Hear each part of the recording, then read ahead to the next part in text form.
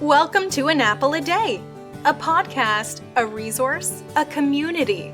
Share your experiences and learn from others as we overcome barriers and learn to live a happy, healthy life with a disability. Welcome to the community. Here's your host, Jimmy Apple. Welcome to another episode of An Apple a Day. I'm your host, Jimmy Apple. How you feeling today, my friends? You feeling good? You feeling strong? You feeling better than you did yesterday? Excellent. You can't ask for better than that. How you making out? Are you taking care of yourself?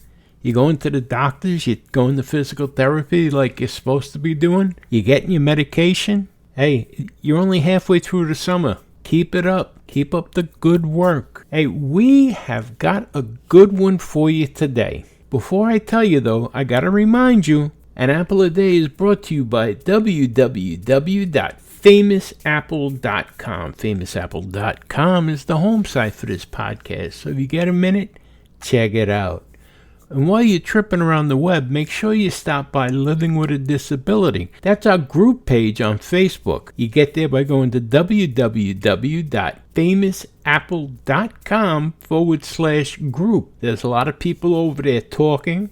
They're chatting with each other, they're asking questions, they're answering questions, they're making friends. Go over there, check it out. It's www.famousapple.com/group. Like I said, we have a good one for you today. We have with us Melissa Mayer. She is a busy person. She is a wife. She is the mother of 2 girls. She is a holistic physical therapist. She has a doctorate in physical therapy. She has over 14 years experience working with patients in the traditional healthcare system. She now treats patients in a private holistic practice. She is the author of a book, Recovering My True Self. It's about her journey after donating a kidney to her husband.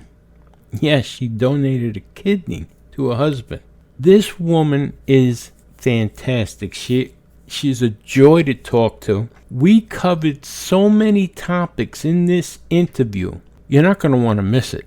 We covered everything from holistic healing to miracles to life after death to guardian angels. You're not going to want to miss this episode. And you're going to be so impressed by her. I know I am. She's a gentle soul with such strength. That's the only way to explain it. She's a gentle soul with strength. But you know what? Let me have Lisa tell you more about Melissa. All right, so sit back for a second and just listen to this. Who is Melissa Mayer? She is a holistic physical therapist and author of Recovering My True Self, which is about her journey donating her kidney to her husband, and the associated transformation and self-discovery she gained as a result. Her professional and personal experience in healthcare and wellness are vast. She have a doctorate in physical therapy and over 14 years experience working with patients in traditional healthcare settings and currently treat patients in a private holistic practice she has established.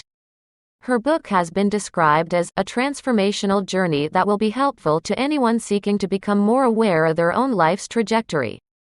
She is also passionate about Waldorf education, attachment parenting, meditation, Buddhism, creative recovery and, of course, in miracles. Melissa Mayer received a doctorate in physical therapy in 2006 from the University of Medicine and Dentistry of New Jersey and worked for many years as a physical therapist in New York City. She now works as a holistic physical therapist and is also a mother, writer, and activist. Melissa has spent the majority of her life faithfully searching, contemplating, studying, and traveling. Along the way, allowing in love, self-awareness, and adventure, which have led to growth, expansion, and freedom. She is eternally grateful for all the miracles in her life, excited at the opportunity to share this journey with others, and eager for more. She spends her days caring for her family, treating patients, walking, writing, meditating, doing yoga, and going to the beach. Melissa lives happily ever after, on most days, on the spiritual path in Hampton Bays, New York, with her husband and 2 daughters. And now, back to Jimmy. Thanks a lot, Lisa. So, without further ado, let me introduce you to this strong, gentle soul, Melissa Mayer. So sit back, relax, get a cup of coffee, and enjoy this interview.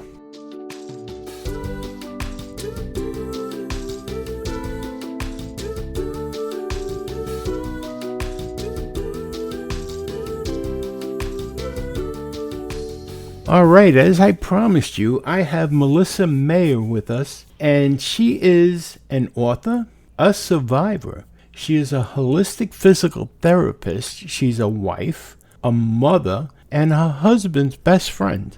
How you doing today, Melissa? Doing fabulous. Thank you for having me, Jimmy. No, thank you for being here. Plus, I'm going to make everyone jealous. She is in the Hamptons. Right now, she's looking out over the ocean, and I dare to say she's sipping a Mai Tai, and she's got a cool breeze blowing in. This is all my fantasy right now, but we'll put that to the side. Melissa, you have some story, and I don't even know where to start, but I'm going to start with the fact that you donated in 2018 a kidney to your husband. How did that even happen? What was wrong with your husband medically that you had to donate a kidney to him? So he was born with a genetic disorder that is still relatively unknown. They've done a lot of research on it since over the past decade, and we've learned a lot. But basically, it's not progressive, thank goodness. It's called Dense disease. But it was known that he was always going to need a transplant. He was going to need a transplant at some point. He always had protein in his urine as a kid. He was closely followed by some of the best nephrologists in New York City. His mom was very vigilant in getting him good care.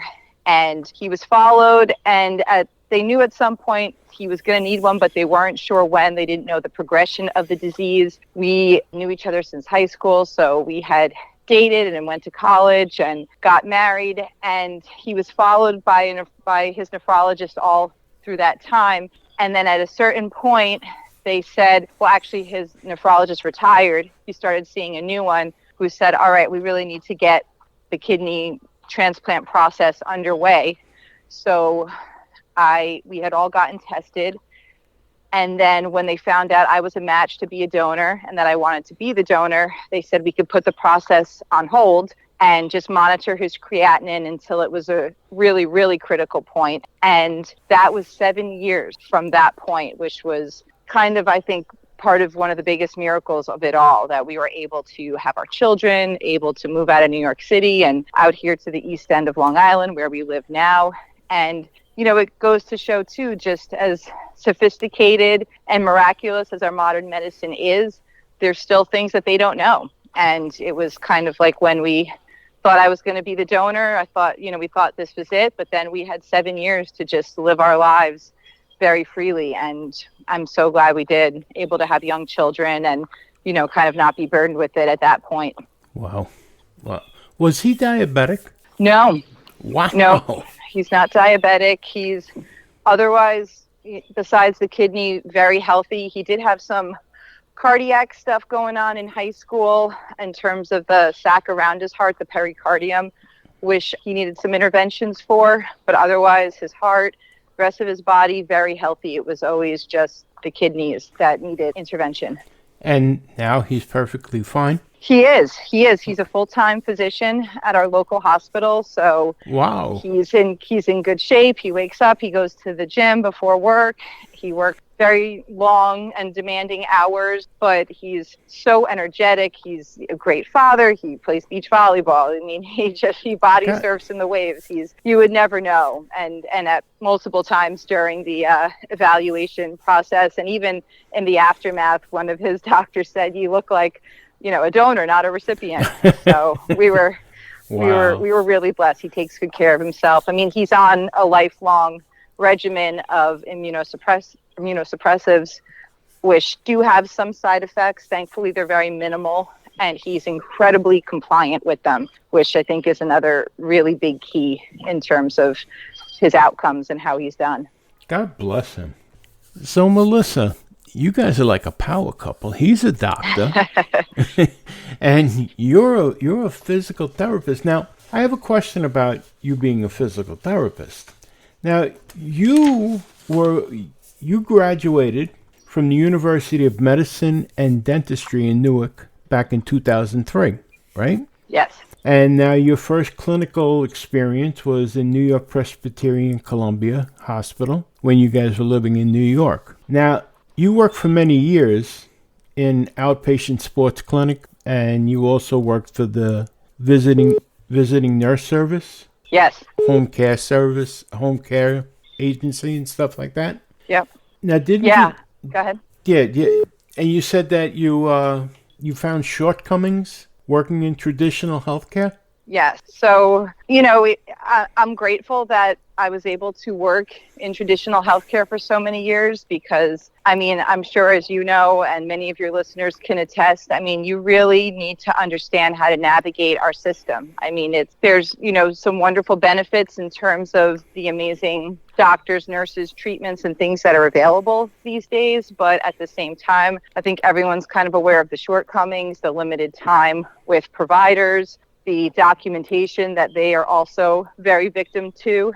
So, I think it's a great place to start. I tell people if you're sick and you're not feeling well, the doctor is a great place to start because there's red flags and things that they know how to navigate and medication interactions and things like that. But, for somebody who, is a highly sensitive person, somebody who's really, sensitive to people's energies, gets easily overstimulated with bright lights, lots of people, administrators that have very short tempers because they're overworked, just all those things that kind of take away from healing that needs to happen after, we're in these medical crises. So I'm kind of grateful that I work privately now with people one-on-one, and I can just give them the care that I really feel they deserve and that they need. It's a way too where I can kind of tune in to my intuition, to higher powers that be that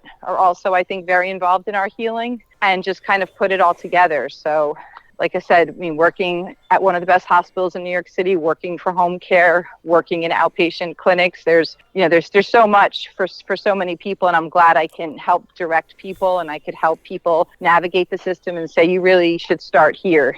But, when you kind of get to the end of that, then give me a call. Or when that finishes, then, maybe you need to try this new direction. There's, I think, so many chapters in our recovery.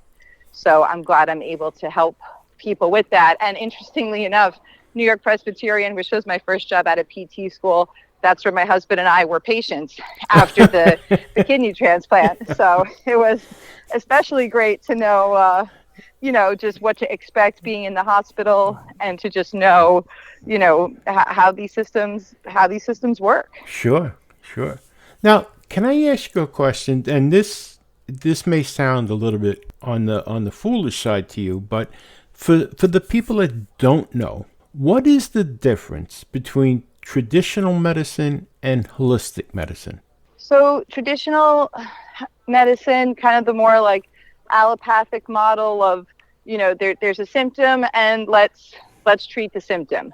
Where holistic, looking at the whole body, the whole person, looking at the body as, as a whole being. And it's very common sense. I'm not saying that, medical doctors and providers, don't have those questions in their mind, but I think the traditional healthcare system often just doesn't have, the time, efficiency to look at those things. It's like ERs have triage systems. You go to the doctor, it's like, what's bothering you? Okay, here's how we can fix that. And then, we got to get to the next person because we got 80 people waiting out there. So, just a model where it's just, often putting a Band-Aid, unfortunately, where, and my husband comes home from work all the time, very frustrated with that, patients that get discharged and come right back to the hospital because, they know that, it wasn't treated adequately because of various complications with insurance, with, lots of other things. So those are the main differences, kind of looking at the whole person versus looking at kind of just a symptom that's, or an acute episode of care of something that's just kind of flared up and trying to kind of calm it down. Right. And I think holistic medicine is actually getting a better understanding nowadays than it did originally, because still you still do get some people going, holistic medicine, that's voodoo, or that you're going to a witch doctor if you go to go for holistic medicine. Definitely. I think society, I mean, we're more educated. We have access to the internet. I mean, people are asking the questions of, why does this keep happening? What's the underlying problem? I mean, I think there is a yearning for it. And then, it goes the other way too, where there's so much access and so many holistic providers now, where sometimes I think they do holistic medicine, and I don't know if medicine is the right word, just holistic therapies, a disservice by kind of putting down the traditional medical model too much and saying, correct, you need to get off all your medications and we're going to, heal you with a rock. And it's like, no, that's certainly not what I believe. And that's certainly not what I do. It's about, and then there was the term, integrative medicine, of trying to integrate, the best practices from both sides, because that's, where most of us are living these days. People are on medications, they have chronic conditions, but they also, have dealt with them for a long time and are ready to start trying meditation and trying some things to kind of deal with the stress that their condition has caused them. So that's how I like to come from it, from that vantage point, to say, chronic disabilities, chronic illnesses, pain, these are stressful things to be dealing with. So we need tools to navigate it day to day when the doctors are busy and we can't get to the office. And, what can we do today, by ourselves at home? And I'll go back to meditation again, because I think it's a wonderful example of something people can start right away. And it can do really substantial things in terms of their health and healing.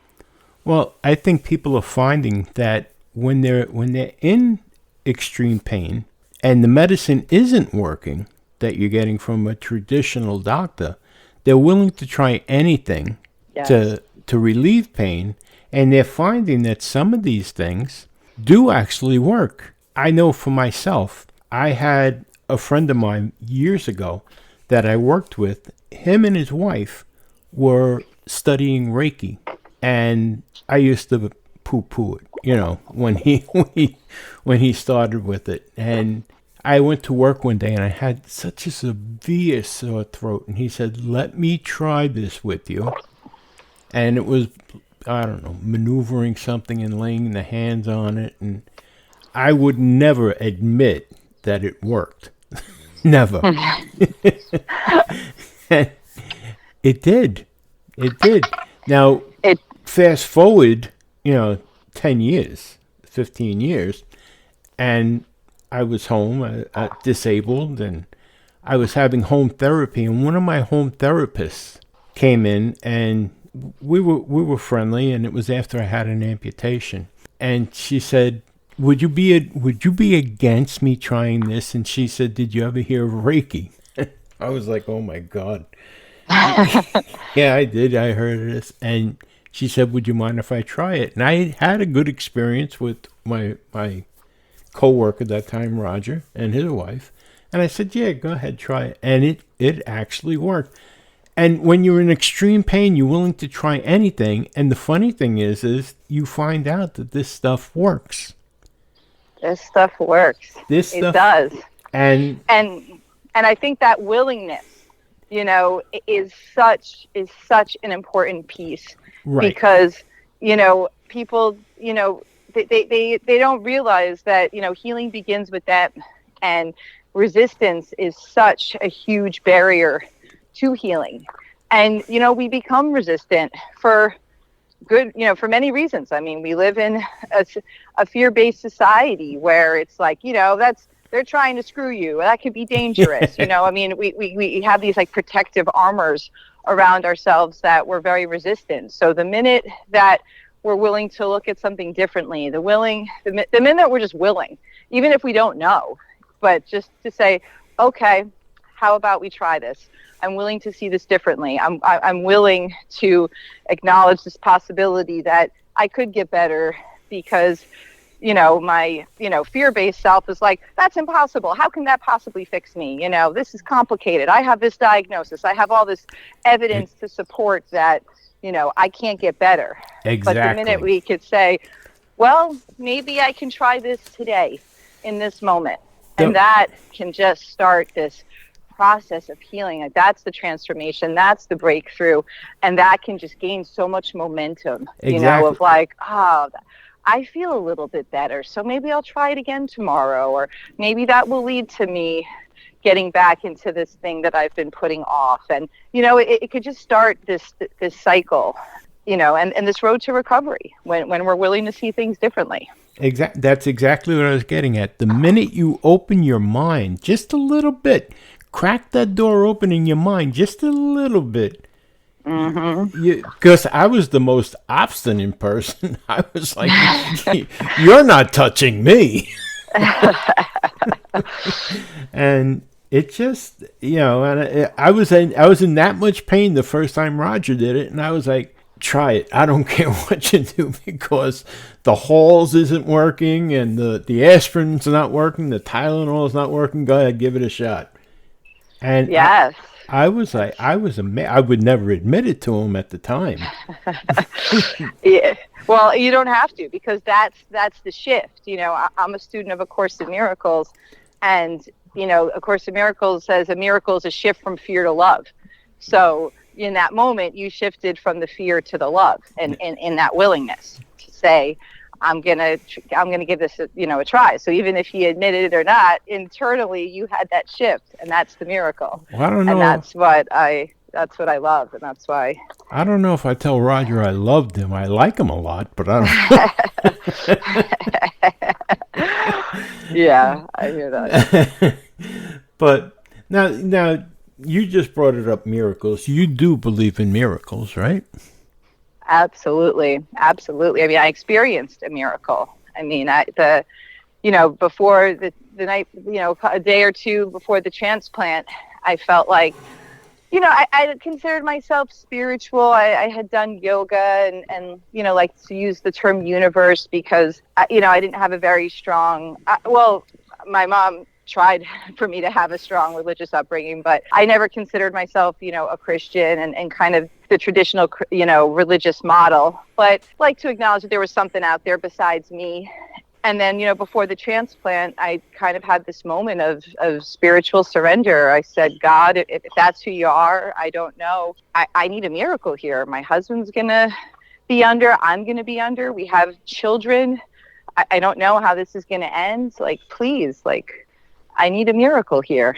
And I felt like we went in, and when I woke up, I write in my book about having a divine wake up. I felt like when I woke up from the anesthesia, it was just like, and I did have that kind of violent wake up where you have those crazy dreams from the anesthesia and Sure. stuff. But underneath it all, I could just feel like God had said, here's your miracle. You got it. You're okay. He's okay. You guys are all going to be okay. Your life's going to be better. And everything is fine. And I felt like, I didn't realize it in that moment. I felt something, and then I just saw in the aftermath, in the coming days, the coming weeks, the coming months, and now the coming years, that it was a completely miraculous experience. And it was an obstacle that became an opportunity for growth in myself, in my marriage, in my husband, in our lives, in writing a book, and the story that we have now.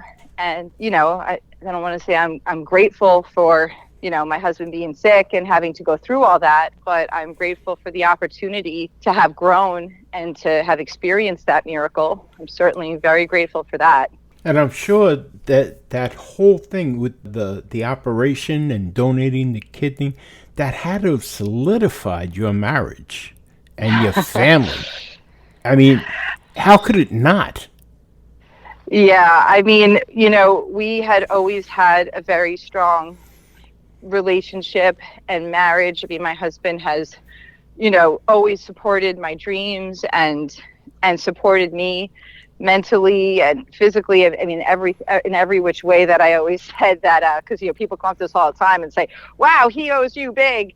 And I always say, you know what? I felt like after I gave him the kidney, we were even because he had always been there for me when in my 20s, coming of age, just all the times where I was pushing away love. I mean, he taught me unconditional love, and he loved me before I think I fully loved me. So I had felt like, my gosh, like if I could give him a kidney, like done, Right. You got it.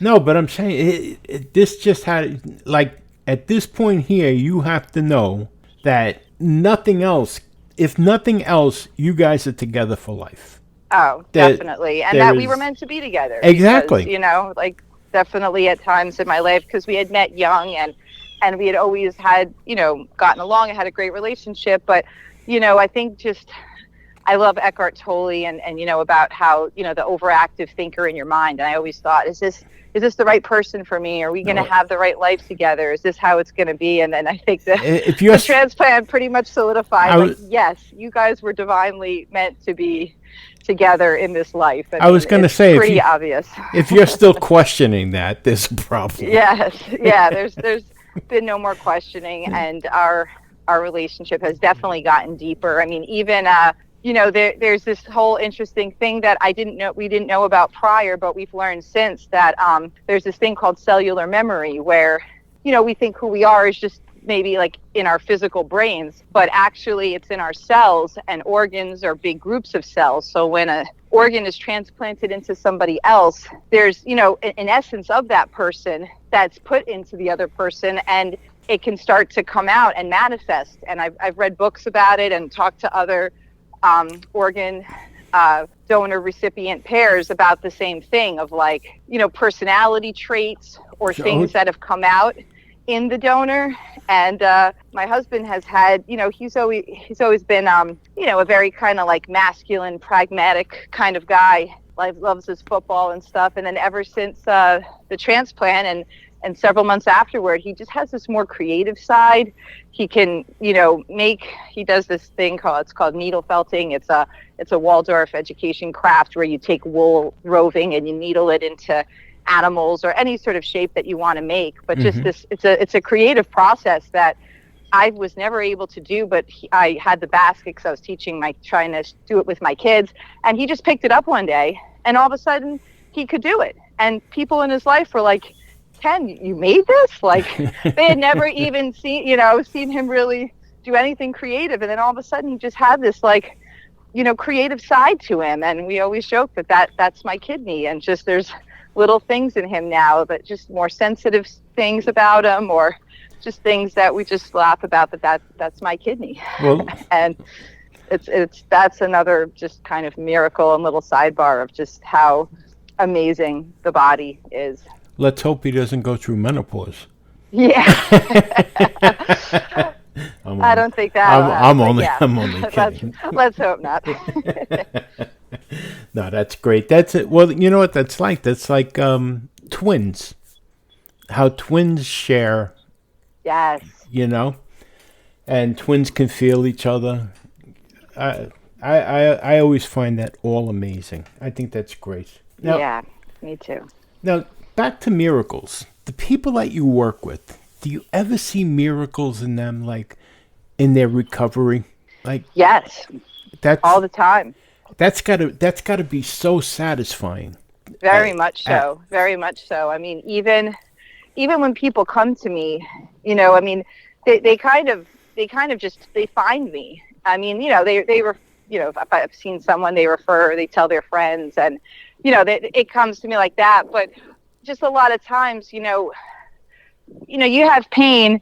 It takes this willingness to go to the physical therapist, to go to the doctor. So to me, like, that's kind of, sometimes we think of miracles in this grand sense, like, oh, they lifted the car off my leg. Like, but I mean, I look a lot of times just like the smaller miracles that you went to the doctor, you went to the physical therapist, and then not only did you go to the regular physical therapist where your insurance covered it, you took the extra step to call me and, come to my little healing space and be willing and open to try. I incorporate yoga, meditation, I diffuse essential oils. It's just like you're willing to try something different even further. And I've seen people that you wouldn't necessarily think would be into, for lack of a better word, were into those things.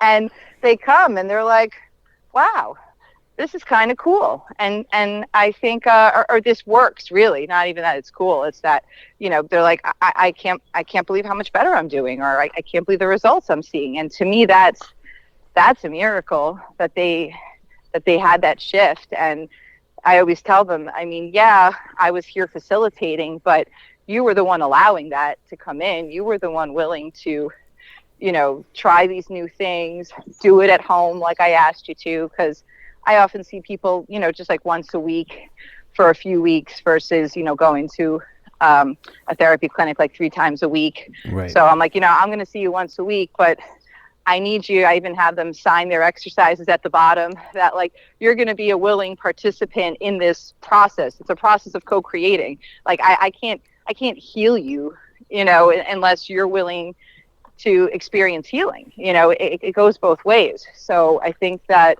the fact that people even kind of come in and just enter that agreement and then get results, I think that's a miracle. And when I see that and I'm part of it, it's amazingly satisfying, like you had said. Now, when they come to you, do you give them like traditional exercises? Like if like I know I've gone to physical therapists and they do exercises like heel slides and leg lifts and, Yeah, sure. I mean, we do a lot of that stuff because there's room for that. I mean, you got to make your legs stronger. You got to get your range of motion. So, yeah, we do that. But I also have an hour to spend with them where I can really put my hands on them. I can really feel what's going on in their body. I feel like I can, just work with the energy centers within their body and just kind of clear out, things that are holding them back. So I feel like, there's kind of like a more like subtle energetic process that we can go through. But then, yeah, after that, I'm like, I just can't work on you for an hour. Like, you need to do your heel slides. You need to do your shoulder exercises. And especially these are the things that you need to do at home every day until you see me again. Right. So I'll give them those exercises, and then I'll do traditional exercises, but I also love doing yoga exercises because, I mean, those yogis knew what they were doing. There's a reason it's been around for thousands of years. I mean, there's just this way where you get so much benefit in, I have a shoulder patient who, in child's pose where we stretch out his shoulder, he's like, wow, I can't believe now my hips are getting down to my feet. Like I can't believe the way like my hips and my back have opened. I was like, yeah, while we were doing a shoulder exercise, like you get so much benefit throughout your entire body. And that's what I love. So I do a lot of focus like that, but I do plenty of the traditional stuff too, because, I mean, I don't want to say I've never met a bad physical therapist, but I think it's a profession where there's a lot of just a lot of skill, a lot of a lot of just good, caring therapists out there who do really good work. So, I'm not saying, oh, those exercises you do and you're in the office you go to stink. Like that's not true at all. There's plenty of good stuff in there. I think I can just I just extract a lot of that good stuff with a quiet, healing environment where we can just really just like have a lot of like breakthroughs. Right. And it's different too. I mean, if you've just had surgery, you definitely need to go to your physical therapist and use your insurance and go 3 times a week. Like you need that. But a lot of times people are like, I've been going for a while for my neck or my back, and I'm still struggling, and I just need a different focus, a different direction. And that's when I'm like, great, that's what we're going to work on. So that's why I said it's a good place to start. Your doctor or the office down the street that takes your insurance, like start there. And then I like, I'm 42. It's like this is like a niche I've developed after many years of kind of doing it the traditional way. Right. So I've been in that position where I was going to physical therapy, and it seems like you're going and almost like you've plateaued out, and you're still going. And what am I going for? Because I'm not really getting any benefit from it anymore.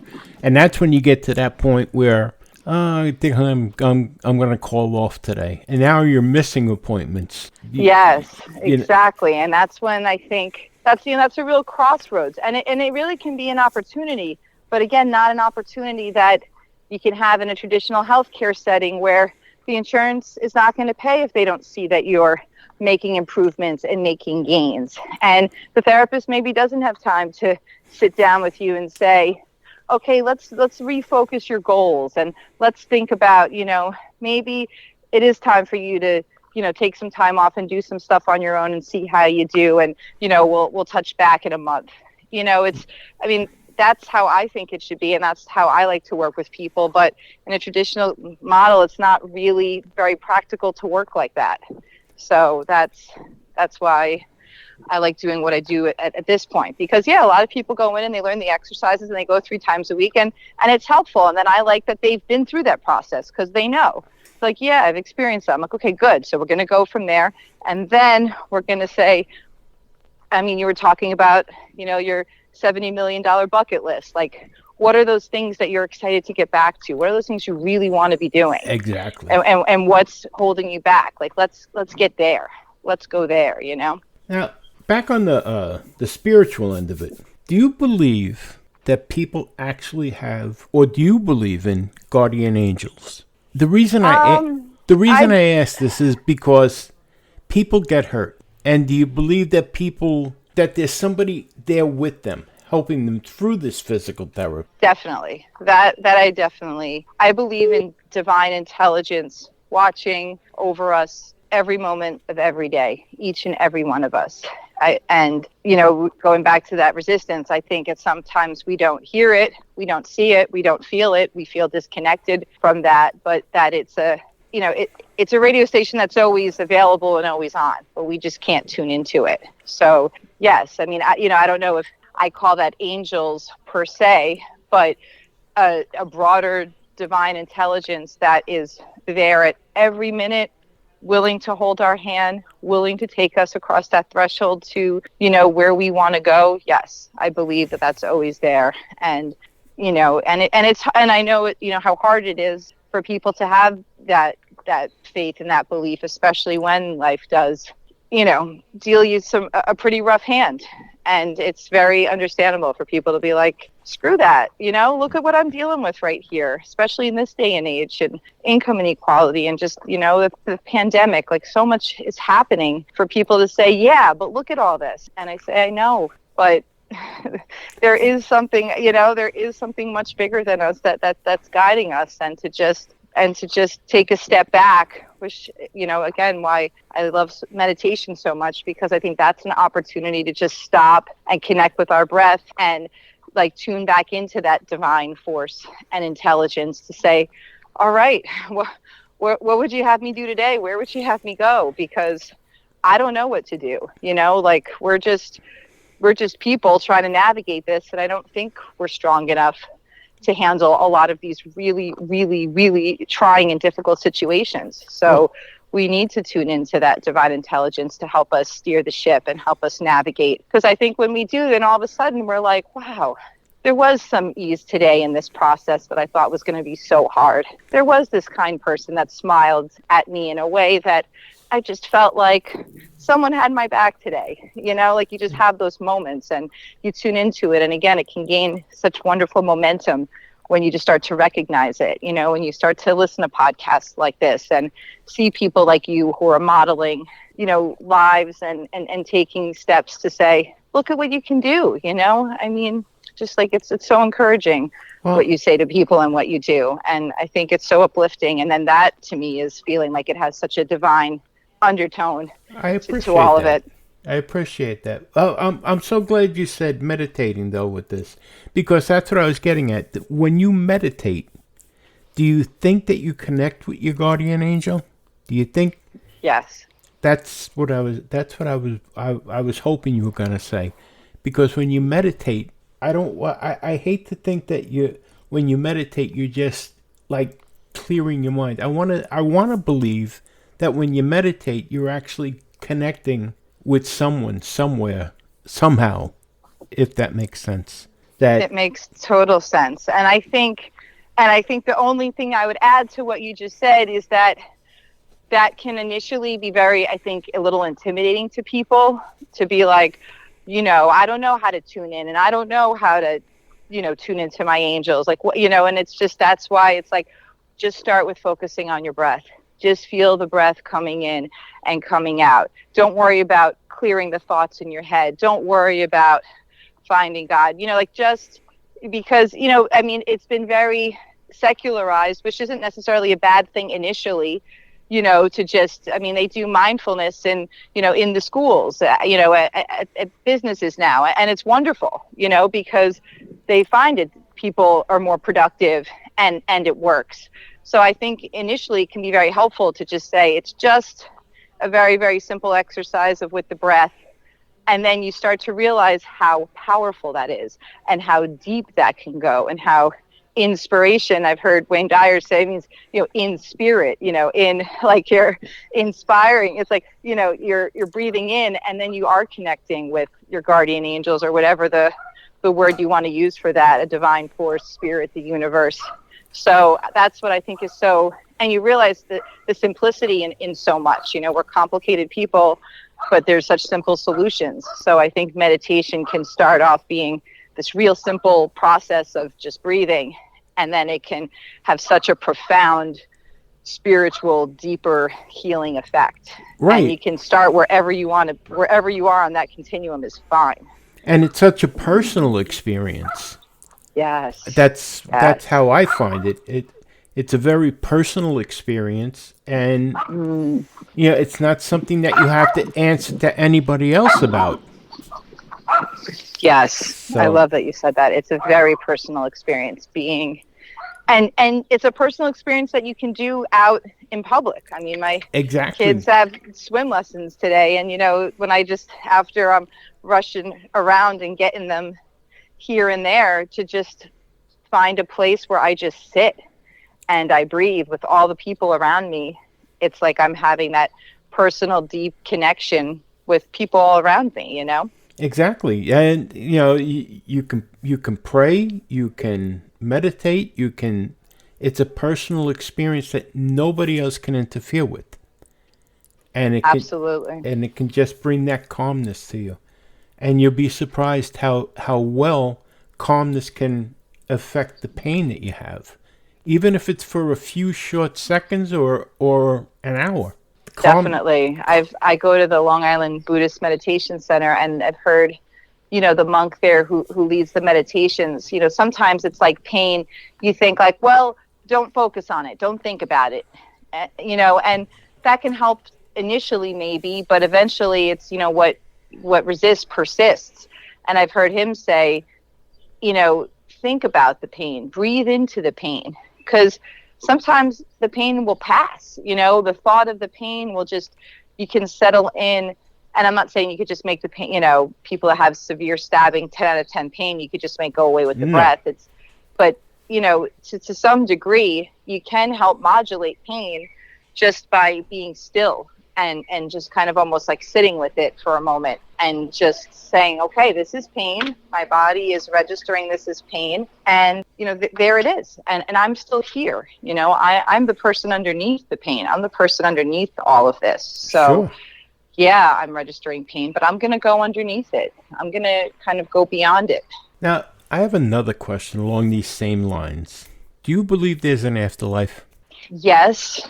I don't know what it looks like and how it all works per se, but I think we are just spirits in a physical body, and when this physical body ends, when it's the end of this physical body, I think our spirits move on to other dimensions, other places, other bodies, everywhere and every which way. And I feel like I can attest to that just in the connections you feel with people, or when you're just like, gosh, I know this person, or or if you've ever done like I love like the Akashic Records readings, when you read about your soul's journey, and this is just one lifetime in your soul's kind of work that it's doing. So it makes it puts things in perspective when you're having a dispute with somebody, or you're in a situation to be like, oh, I came here to work on this relationship. I came here to be triggered by this person, like Right.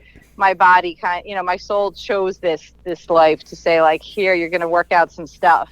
And it kind of almost can, be not, funny, but you can just be like, okay, I came here to do this. I got a lifetime to kind of work on this situation. And if I don't get it right, then hey, there's the next one too. Exactly. I'm a firm believer in that. I always say, in my next lifetime, I'm going to I'm do trying this. to get it right this one, but Right. if I don't, then I guess my soul will pick another situation where maybe it'll be a little easier for me next time. Exactly. Now, Melissa, you also wrote a book, Recovering My True Self. Yes. And can you tell us about that real quick? Can you give us a quick synopsis of that? Yeah, so it was a couple months before the transplant, and I was sitting on the couch with my husband it was a full moon that night, and I said, I think I'm going to write a book. And like I said, my husband was always very supportive, but he was a little reluctant and said, okay, you're a physical therapist, but you want to write a book? And I said, yeah, he said, what's it going to be about? And I said, I don't know, but I just had this premonition that I'm going to write a book. And I was reading this book called The Artist's Way, and it was a 12-week self-study course on creative recovery. And every morning you write in your morning pages, you go on these artist dates. It's this incredible process that I highly recommend. And I said, maybe I'll write about that. Maybe I'll write about my creative recovery and just this reconnecting to my creative self. And then it was, a couple months later, it was time to get the transplant. And I said, well, I definitely have some content for the book now.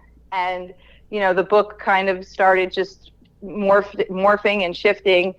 And it really became about recovery from, adolescence, no matter how much love we come from. We pick up childhood baggage along the way. So recovering from that, recovering from, overactive mind chatter and being a highly sensitive person, recovering from food issues, insecurity, the parenting process and becoming a parent, and then recovering from the surgery, recovering from some old habits I had with drinking alcohol, and just basically, like a spiritual recovery. So just about all these different chapters of recovery. And I had spoken with somebody and heard someone in publishing advise, well, people want to hear, how this book's going to help them. So they want to know 10 ways you can recover yourself versus your story. And, I kind of respectfully disagreed and said, no, I think people want to hear the story, because when they hear the story, whatever resonates will impact them versus reading this list of, here's how to fix your life. Absolutely. Absolutely. Yeah, so it was just, kind of just and I tell you, you talked before about very satisfying. It was so satisfying to just tell my story start to finish, from growing up to after the transplant and the surgery. And even a couple months after the transplant, the meditation center I go to, someone from there said, hey, we're going to go to Sri Lanka because the monk who leads it is from Sri Lanka. And I said, I can't go to Sri Lanka right now. We had the surgery. It's Christmas. I have kids. And he said, no, you should come. And I said, okay, I'm going to come. And that ended up being the cover of the book, me on the spiritual mountaintop in Sri Lanka. Was that you on that was you on the cover? That's me on the cover on Siguri Rock. And I was sitting there having this magical experience in Sri Lanka, traveling with this wonderful group of people and a Buddhist monk and other monks that, he knew. We went to his monastery where he trained as a young monk in the forest. He was honored by the Sri Lankan president. And it was just this, talk about miracles. It was this completely miraculous experience. And during one of our outings, I was at the top of this rock and I was sitting there and I was meditating, and someone took a picture of me and she said, you looked so peaceful there. I want to take this picture of you. And I said, oh, thank you very much. And then, several months, or maybe it was even a year or two later, when I had to pick a cover, I said, oh, that picture would be perfect. That was so divine how that happened, how that picture came about, and that trip. That's the last chapter of my book. It's called Sri Lanka, and how that was kind of the spiritual mountaintop happy ending of of the whole journey. Excellent. Excellent. You know, just touching back on what your friend told you about, you should have 10 tips on how to fix it. You know, I think people learn more when they hear other people's stories. You know, I agree. when you start telling people this is how you should fix your life, I kind of get the thought goes through my head like, what makes you an authority on my life? Exactly. The off switch, I feel like just clicks. Yeah, just clicks. I don't need you to tell me how to fix my life. Let me know how you fix your life, and maybe I can follow your story. And I always find that better. I'd rather read about how somebody fixed their problems, and I always get more out of those books than somebody telling me how I should fix my life. Well, thank you for saying that. I completely agree. And I even, I have a blog on my website, and I recently, kind of just wonderful teacher of my children wrote about this amazing story of she found this letter and this book, and it led to her son, they had been a little bit estranged, and this just journey that kind of led to just clearing the space and healing their relationship in a very, very fortuitous way. And it's a beautiful story. And I just published it on the website, and, been talking to people and reaching out about people sharing their healing stories, because it's so wonderful. And whether they're, stories about people battling cancer, or just a shift in mindset, or anything, and we're all works in progress. I was telling people, it's not like this, here's what I was before and here's what I am now. It's just it's the between the before and after. It's where we are today and how we're better than we used to be. Oh, and no. I have it's really it's been really fun. I've been really enjoying having the conversations and talking to people about telling their stories and putting them up there. Well, I have to say about your website isn't a website that says, do as I tell you, and this is how you'll succeed. Your website is very conversational. Thank you. It is. And I was on your website last night, and I was on it again this morning. And even the video, the one where it says in the media, and you can listen, you can listen to the other podcasts and read some of the other interviews that you've done and stuff like that. I find that educational. Actually, I find it's interesting to me, and I love to listen to other podcasts. I'm a podcast junkie, actually. Me too. And I just find it interesting, and none of them are, like I said, telling you this is what you have to do, and smacking the table and. I get very annoyed when I hear a podcast and someone comes on and they're very monotone and they're going to talk like they're a doctor. And meanwhile, during the day, they drive a cab. I don't like people telling me what to do. I don't think anybody does. And even if it's something that they need to hear, and the people are like, oh, well, they needed to hear that. And it's like, no, they didn't. I don't think they heard it in the way that you delivered it, because, that's people will hear it when you say, here's what I'm struggling with, when you expose your vulnerability. Exactly. Because we're all vulnerable, and none of us are perfect, and all of us are struggling in one way or another. And when we're kind of honest and say, and I think that vulnerable space, that's what creates the healing. And that's what I love about people sharing their healing stories, because it's that moment of vulnerability. And that's, if like Brene Brown and her famous TED Talk about the power of vulnerability, like that's where the real connection is. Exactly. Yeah, if you have a God complex, go to church. I always say that about no offense, I always say that about doctors. If I can go to a doctor and a doctor talks to me in English, and I mean like layman's terms, if you have to sit there and impress me with your $30 words, I lose interest after hello. But if you can sit there and tell me, I had a cardiologist that he was great. It was in South Carolina. The guy would talk baseball, he would talk football, he'd talk fishing. And when it came down to it and he had to tell me about my problems, he would say it in everyday language. Then I had a cardiologist that would talk to me about the brand of stent they were putting into my heart. I don't care what brand it is, to be honest with you. And I don't care how you have to do it. Just do it. You know, it was one of those things. And he was explaining the whole procedure. Look, before you were putting the stent in my heart, I used to work in a theater group. I don't know what you're talking about, and I appreciate the fact that you're doing it, but please just do it. Don't explain it, just do it. And I think it's the way people say things. You know, it's the tone, because, you know, I remember learning in physical therapy school, they're like, you know, the average education of, you know, people is, I think they said fifth grade, or, you know, but and so you have to make sure you don't use medical jargon that will, you know, be it. And I said, you know what? First of all, people have the internet. They can look things up. You can use real words, but it's just how you talk to them. You know, like you can use a big word if that's the word that comes out, or if that's the word that best describes the situation. But they can feel, whether or not they know that word or not, they can feel if you're authentic, if you come from compassion, if you come from a general place where you are honoring them and you want to kind of work together in this process of delivering them care, that, you know, it goes beyond the word that you choose, if it's a fifth grade word or a medical word. Right. And I always had thought about that. And like, it's not the word so much, it's just how you talk to people. And even, you know, I think sometimes, I was thinking the other day, someone said, wow, you know, thank you for, you know, your support.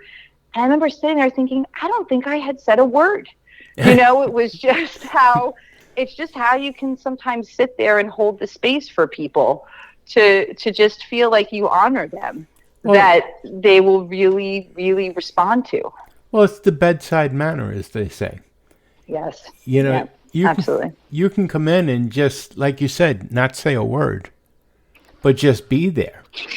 Mm-hmm. And then you can get the other person that comes in with their starch white jacket and just look down upon you and not say a word, and he can be a real jerk. Yes.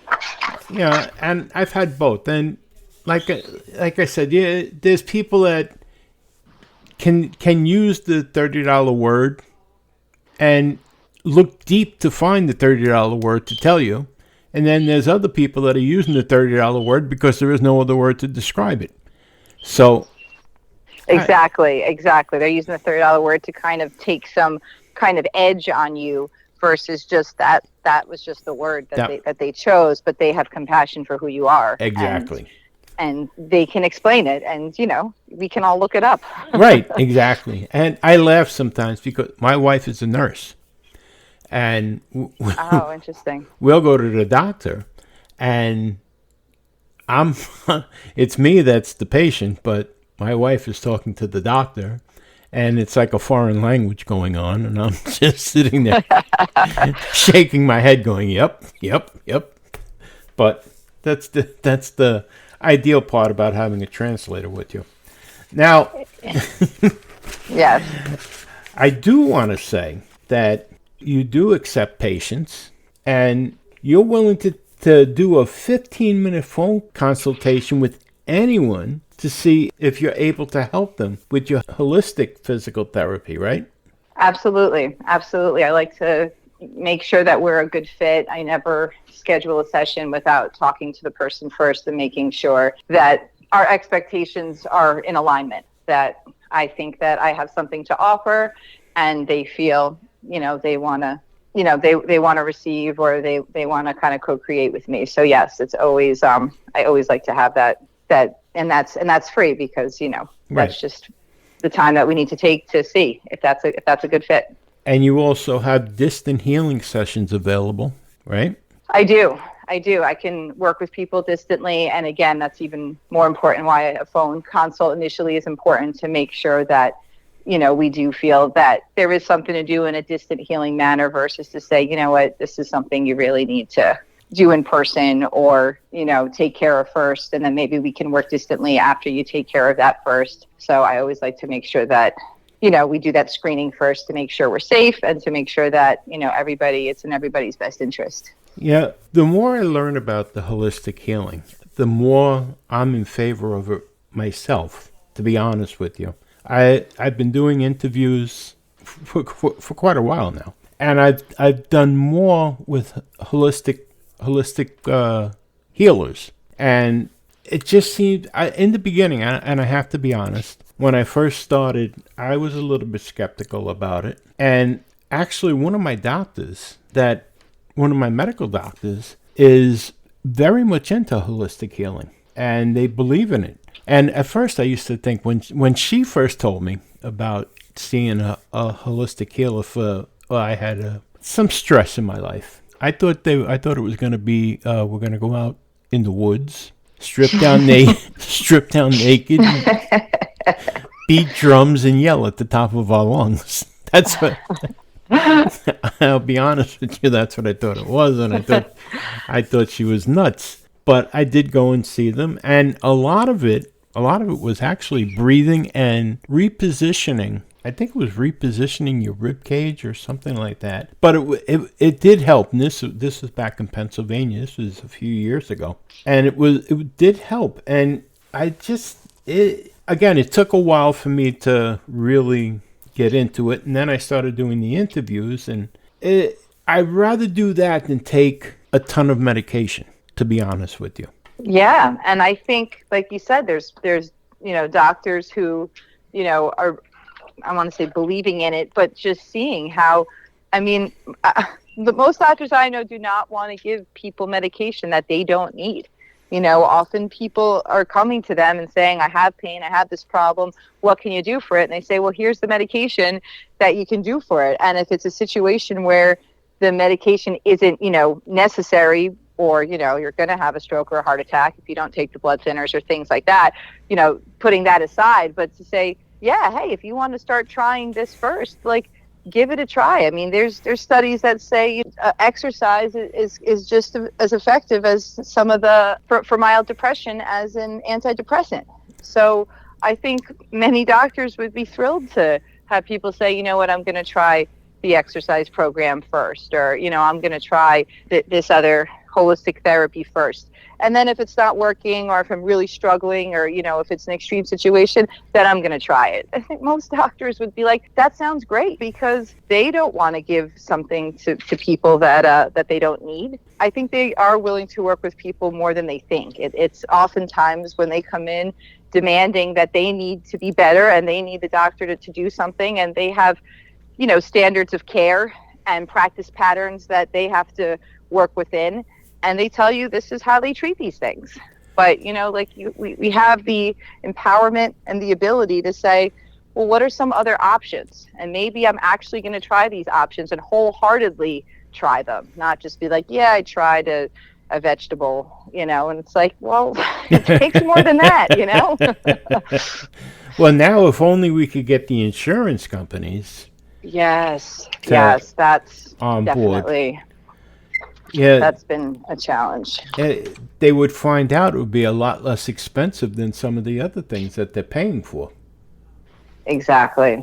And I think there is a growing awareness, and there are, private insurances now that are, offering to reimburse for acupuncture and some of the holistic therapy. So I think that's happening, but it definitely needs to be more, because wellness should not be shouldn't be for privileged people that can pay out of pocket for it. Right. It's not fair. It should be available to everybody, because it's simple, it's effective, and it can help so many people. So it shouldn't be something that's only available for people that, that can pay out of pocket for it. Well, right now the insurance companies are looking at it like it's voodoo, and I think, they're trying to, I like, people tell me like they get reimbursed for our sessions and stuff, but they have to jump through, ridiculous hoops of like filling out tons of paperwork and all this stuff, to like where they're just like, it's just not even worth it. You know what I mean? Like, they just sometimes just make it so hard with their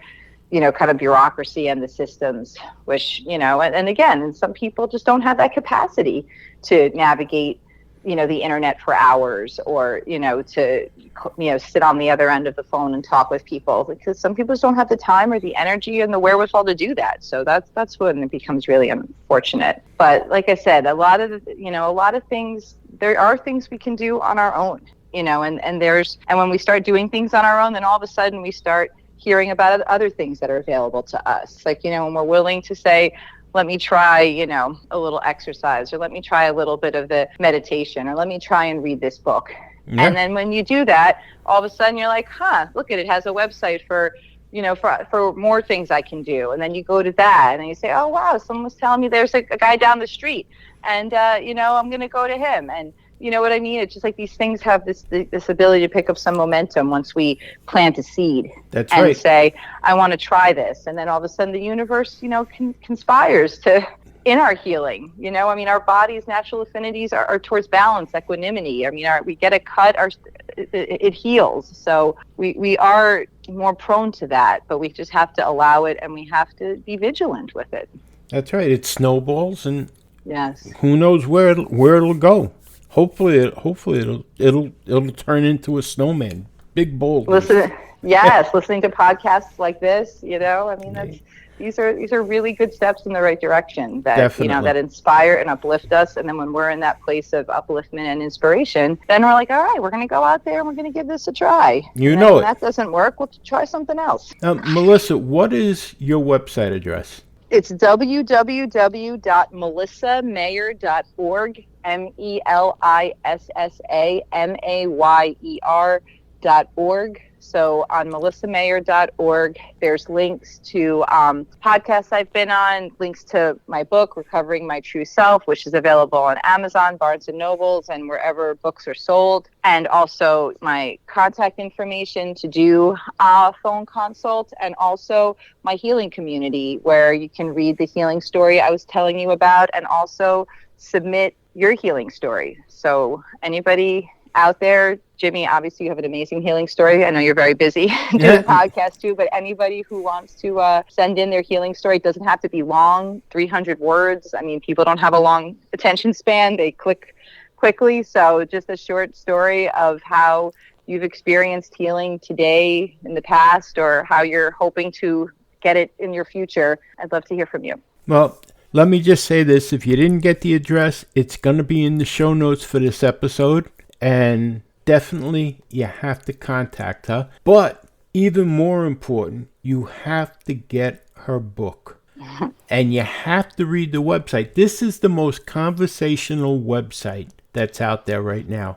It's going to be just like you're talking to Melissa. It's going to be like she's sitting right across the table from you. Thank you. She's not talking down to you. She's talking to you. She's not talking at you. She's talking to you. And it's an enjoyable website. And you can listen to other podcasts that she's been on. And I won't get jealous, I promise you. So, so you have to check out this website. And you definitely have to check out the book. Melissa, this has been a pleasure. This has definitely been a pleasure today. And your story. Thank you. Your story about you and your husband, that's amazing. I've been waiting to talk to you about this.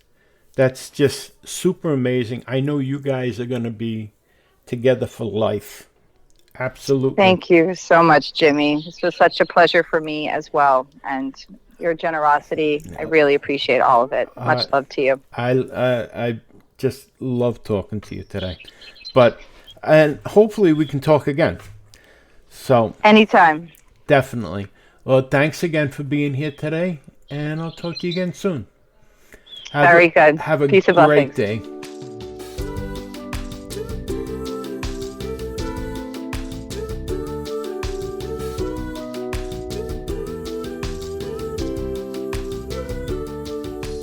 I'd like to thank Melissa Mayer for being with us today. And I hope you can see what I mean by saying a strong, gentle soul. She just makes you feel at ease when you're talking to her and listening to her. And make sure you check out her website and definitely check out her book. thank you, the listener, for being here today, because without you, we're nothing. And I want to remind you, no matter what, things can always be worse, my friends. Right now, there's somebody somewhere wishing that they were in your position. So no matter what, things can always be worse. Hey, coming up on the podcast next, we're going to have Lynn Bowman. Does that name sound familiar? She was on a couple of months ago. She is the grandma who makes brownies for breakfast. You're not going to want to miss this one. She's a little bit crazy. She's a little bit funny. She's a little bit rock and roll. She's going to be on the next episode of An Apple a Day. You're going to want to hear it. Trust me. Again, thanks again, Melissa, for being with us. Everybody check out her website. Check out her book. All her information, her website information is in the show notes for this episode. So check them out. Have a great day, everybody. You've been listening to An Apple a Day. My name is Jimmy Apple. I'll talk to you again real soon. Thanks for listening to An Apple a Day with Jimmy Apple, your gateway to a happy, healthy life. Join our community at www.famousapple.com. See you next time.